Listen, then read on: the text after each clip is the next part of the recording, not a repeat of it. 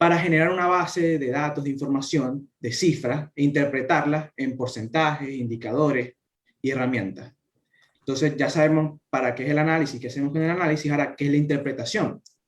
Es entender el significado que hay detrás de las cifras, se puede decir, como el porqué de las cifras y el cómo, y de sus revelaciones para darle una mayor comprensión al lector, perdón, al usuario de la información. Entonces, ¿cuáles son los estados financieros que se interpretan? Los básicos son el estado de situación financiera, el estado de resultados o estado de resultados integral, el estado de flujo de efectivo y el estado de cambio del patrimonio. Esos son los 4 principales estados financieros. Para este caso, por motivos de tiempo y demás, nada más vamos a analizar de los 3 grandes equipos los 2 primeros, estado de situación financiera y estados de resultados. Entonces, ¿quiénes son los usuarios de nuestra interpretación? Porque antes de interpretar y analizar, es muy importante saber para quién se está haciendo el análisis y enfocar el proceso, enfocar el análisis de acuerdo a sus necesidades. Entre algunos de esos usuarios tenemos inversores, bancos, agencias gubernamentales, público general, etc. Y no es lo mismo hacer un análisis, una interpretación a tal vez un inversor que a una agencia gubernamental o una entidad de crédito. No es lo mismo. Cada uno busca distintas cosas. Entonces, ¿cuáles son los 3 grandes equipos que vamos a trabajar hoy? Bueno, vamos a trabajar con el Club Atlético de Madrid, Real Madrid y Barcelona, que como pueden ver, no sé si se ve el escudo atrás mío, yo soy personalmente aficionado al Real Madrid. Y esos son los 3 grandes clubes de España y seleccionamos esto porque son los que terminan siempre primero, segundo, tercero, los que tienen el mayor número de títulos y demás. Entonces, antes de proceder al análisis de estado financiero, es importante revisar que estos que se vayan a utilizar, estos estados financieros, sean preferiblemente auditados. ¿Por qué? Bueno, básicamente porque cuando están auditados, significa que han pasado por un proceso de revisión por parte de un profesional independiente. Entonces, ¿cómo sabemos eso? Bueno, el estado financiero auditado debe comprender la opinión de auditoría, los estados financieros básicos y las notas pertenecientes a los estados financieros, que son las notas del estado financiero. Entonces, vamos a ver el informe de auditoría del Atlético de Madrid y podemos ver aquí el gol de Atlético de Madrid en la última jornada de la Liga de España, que le dio el título de Liga. A Luis Suárez le facilitas esto. Fíjate cómo tenía claro dónde estaba en defensa, le mide la carrera, mira al portero y dice, pues como metió Escaplano, lo meto yo. Golazo. Golazo, sí. Aquí tenemos el informe de auditoría, que tenemos la opinión de los auditores, los fundamentos, otra información y la firma. Entonces, ahora sí, vamos a ir con el análisis en sí, y que son básicamente parte de la aplicación de métodos que son vertical y horizontal, así como de ciertos indicadores financieros que vamos a usar más tarde. Primero vamos a ver el método vertical, que básicamente consiste en relacionar cada una de las partidas que están en estado financiero con su total absoluto en un momento de tiempo. En este caso se aplica con porcentajes, obviamente. Entonces, por ejemplo, por un ejemplo, ingresos por publicidad. Los ingresos por publicidad representa tanto porcentaje de los ingresos totales. Este método nos indica la importancia de cada partida con su total, así como el de la estructura financiera, determinando la importancia de las cuentas más relevantes de la empresa. Y ya que a esta le vamos a dar más énfasis a la interpretación, obviamente. Aquí tenemos esta situación financiera, la parte de activos, con el método vertical. En la primera columna tenemos la descripción de la cuenta, después los datos del Barcelona con su porcentaje respecto a su total, el Atlético de Madrid y después el Real Madrid. Para sacar esta información, la verdad es que llevamos a cabo un proceso que yo, a pesar de que no he tenido ninguna experiencia contable real en una empresa, una firma, y por lo que me han dicho y escuchado de muchos profesionales, se asemeja mucho, ya que normalmente los contadores buscan confeccionar estados financieros o auditar estados financieros y demás, y tienen que sacar esa información. Muchas veces está en Excel, pero muchas otras veces no. y, por ejemplo, puede venir de PDF, en algunos casos de base de datos, y esa parte la aprendí aquí en Red Contable de transformar datos, transformar PDF Excel, transformar base de datos y demás, para poner la data, poner la información que se puede usar. Y de ahí bajamos los diferenciales de las páginas de los equipos y demás, y los transformamos hasta este punto que se puede analizar.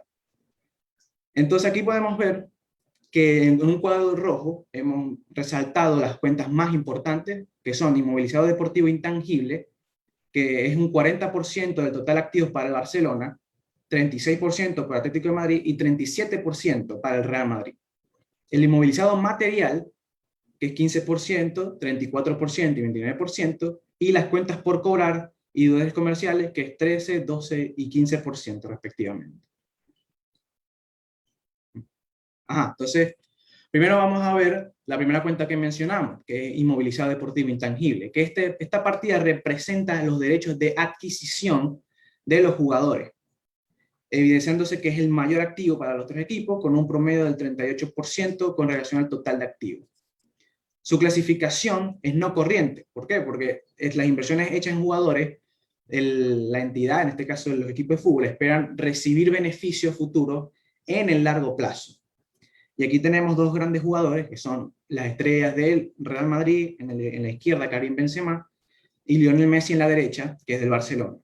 Y aquí vemos su valor de mercado para que empiecen a tener una idea de qué cifras se pueden manejar aquí. Y Benzema, que es un jugador que ya no tiene mucho valor, llega a valer 25 millones de euros. Y Lionel Messi, 80. Y otra partida importante que vimos es el inmovilizado material. Que estas son las inversiones en estadios, instalaciones, pabellones que poseen los equipos. Es la segunda partida más importante en esta situación financiera, acá destacar, y se considera como inversiones de largo plazo.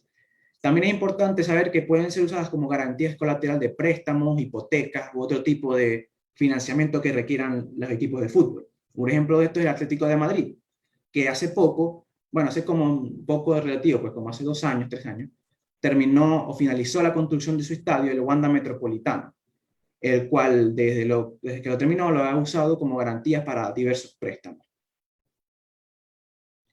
Ahora vamos con el con el mismo estado de situación financiera, pero la parte de pasivo más patrimonio.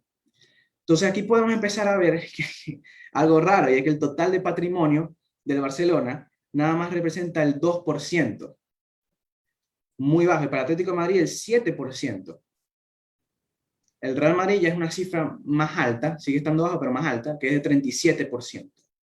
Entonces, bueno, ya sabemos que el patrimonio es bajo, nos esperamos un pasivo alto, y aquí lo vemos, que hemos remarcado en rojo, como siempre, las partidas más importantes, que son deudas a largo plazo, que para el Barcelona son 30%, para Atlético de Madrid es 43%, y Real Madrid es 22%.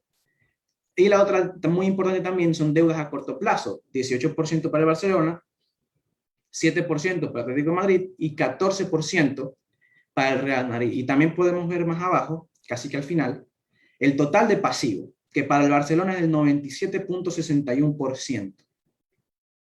Entonces, ya podemos ver un alto nivel de endeudamiento. Y es que aquí empiezan los problemas, sí. Los equipos, especialmente Barcelona y Atlético de Madrid, tienen un alto porcentaje de pasivo, casi un 98%, el Barcelona es altísimo. Y esta situación se traduce en que la mayor parte de sus activos, sus jugadores, sus estadios, están financiados con deudas de corto y largo plazo. Ya vemos que largo plazo mayormente. Esto puede causar, entre otros, los siguientes problemas de liquidez o de adquisición de nuevos financiamientos por estar copados con límites de crédito ya. Y también vemos en el caso del Barcelona, estamos hablando específicamente, el bajo nivel de patrimonio. Y es que vemos que la cifra indica una alta proporción de porcentaje de deuda, que implica una baja porción de patrimonio. Es decir, que los socios y dueños del club apenas tienen un 2% como aporte societario, o tienen riesgo del 2%, mejor dicho. En términos ya prácticos hablando, una entidad puede tener un altísimo nivel de endeudamiento, como es el caso de Barcelona, pero no significa que se encuentre en una posición de no continuar operaciones. Pero lo que sí hay que decir es que esto, desde el punto de vista del riesgo, sí tiene una mayor exposición debido a este mayor endeudamiento, claro. Entonces, ahora vamos a ver el estado de resultados, que es el segundo que vamos a analizar. Y lo primero que vemos es el importe neto de cifra de negocios, que son los ingresos, que vemos que se dividen mucho, tienen muchas, está diversificada la palabra, perdón. Y vemos que de ese 100% de importes de cifra de negocio, el gasto de personal, que lo vemos más abajo, 68% de los ingresos se destinan a gastos de personal. 65% para el Atlético de Madrid y 59% para el Real Madrid. Cifras muy altas, claramente. Y también tenemos la otra parte del estado de resultados, donde vemos que el Atlético de Madrid, a pesar de tener mayor utilidad operativa, se puede decir que el Real Madrid, de tener más deuda y mayores gastos financieros, que lo vemos ahí, terminó teniendo una pequeña pérdida. Y vemos también que el Barcelona tuvo 97 millones de euros, porque aquí está empezado en miles de euros, de pérdida. Una cantidad muy, muy alta. Entonces, lo primero que vemos son los altos costes de personal. Y es que la principal salida de efectivo y de dinero para los tres equipos son los sueldos y salarios, llegando a representar casi un 70% de los ingresos para el Barcelona. Aquí vemos en las fotos dos grandes contrataciones para Barcelona y Atlético de Madrid que tienen salarios astronómicos. También vemos la amortización de inmovilizado y enajenaciones, que simplemente la amortización del inmovilizado es el coste de los jugadores, de los derechos de adquisición que vimos anteriormente, distribuidos entre los periodos de los contratos. Y obviamente representa un gasto. Mientras que en este caso la enajenación del inmovilizado representa las ventas de estos jugadores a otros equipos, por lo que representan un ingreso. Entonces, la otra cosa que podemos entender es que no hay suficientes ingresos para cubrir los egresos. Y es que, como ya vimos, a pesar de tener ingresos diversificados, vimos que tenía, bueno, ya vamos a repasarlo, en la temporada 2019-2020, los recursos recibidos no alcanzaron para generar una utilidad en el caso del Barcelona y Atlético de Madrid. Son clubes grandísimos. Y para el Real Madrid se observa una utilidad mínima, claramente. Las fuentes de ingresos más importantes vimos que fueron para los tres equipos derechos televisivos, ingresos por competiciones y publicidad y comercialización, que son las ventas de camisetas, esta última y demás, la cual no fue tan importante para Atlético de Madrid, probablemente debido a que no tiene tanta importancia mediática como los otros dos clubes. Bueno, ya vimos, o ya hicimos un análisis en el método vertical, ahora vamos a ver el resultado de la aplicación del método horizontal, que consiste en comparar las cifras entre diferentes periodos para poder localizar tendencias que se estén desarrollando. Se pueden evidenciar estas tendencias al comparar las partidas del año actual con respecto a la del año anterior. Entonces, básicamente comparamos partidas del año actual con las de los años anteriores. Aquí tenemos el estado de situación financiera en las tendencias de los activos primero, que tenemos obviamente la primera columna, la descripción de la cuenta, el Barcelona con su año 2020 y su año terminado en 2019, su variación en euros y después su variación en porcentaje. Y después lo mismo para Atlético de Madrid y Real Madrid.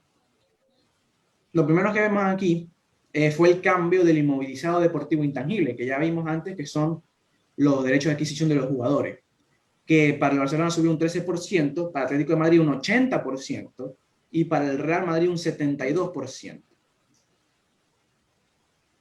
¿Qué significa esto? Que hubieron nuevas contrataciones al comienzo del periodo.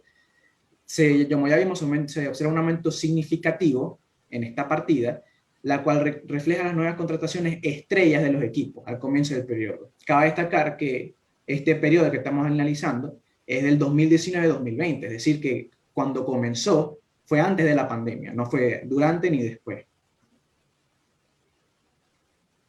Ahora tenemos la interpretación de tendencias en el patrimonio.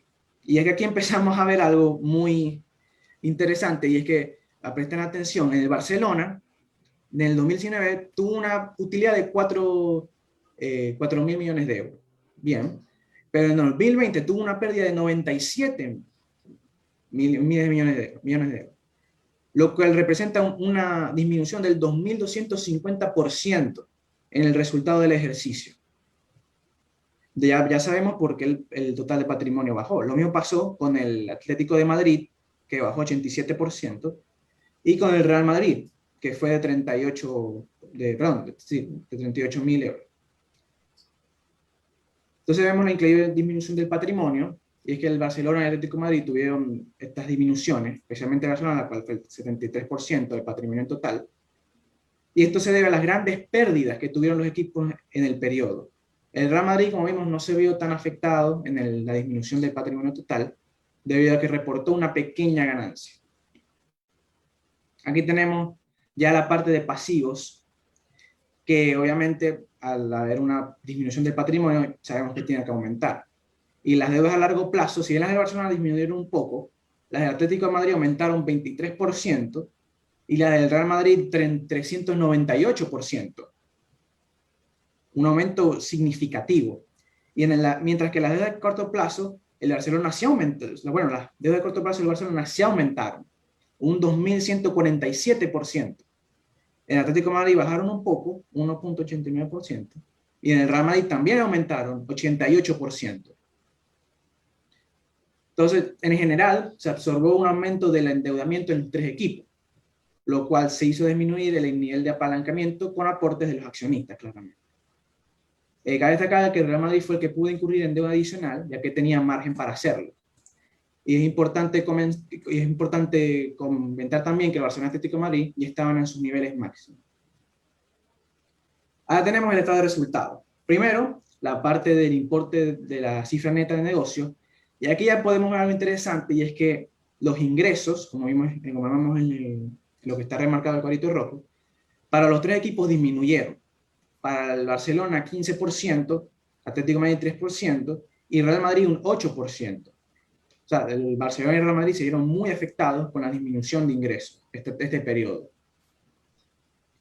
Y viendo la segunda parte ya de este estado de resultados, vemos que los gastos de personal entre un periodo y otro no tuvieron cambios tan significantes. Bajó un poco el 10% del Barcelona, 6% del Atlético de Madrid, y el Real Madrid subió un 4.27%.